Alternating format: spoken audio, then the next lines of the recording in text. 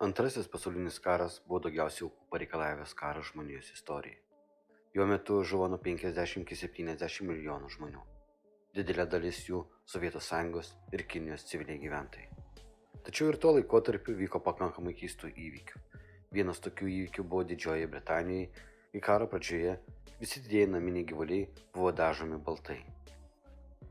Antro pasaulinio karo metu Didžioji Britanija aktyviai buvo puldinėjama nacistų aviacijos. Nuolatiniai bombardavimai bei apšaudymai iš oro darė nemažą žalą. Be to buvo patiriama ir finansiškai neapčiuopiama žala, kuri daugiau sukeldavo trukdymų kasdieniniam gyvenimui. Tokios atakos paralyžuodavo ne kiek karinius veiksmus, bet sukaustindavo visuomeninį gyvenimą, pramoninę gamybą. Kad sunaikinti priešų lėktuvus buvo imamasi nemažai veiksmų. Taip pat, kad suklaidinti priešą buvo reguliariai atjungiama elektra naktimis. Šis sprendimas buvo priimtas tam, kad nacistinės Vokietijos žvalgybos aviacija būtų supainiota ir nesiorientuota pagal komunikacijas ir gyvenamasias vietas.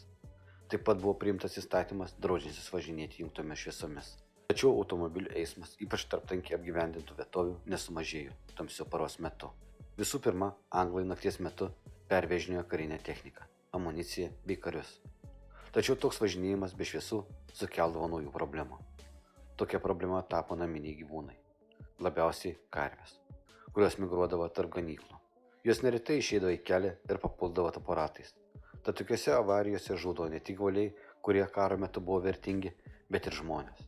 Tuo metu Britanijos valdžia išleido naują įpareigojimą, kuris skelbė, kad visi žmonės vaikščiantys nakties metu privalo ryšėti baltą raištį, skarelę arba bent laikraštį.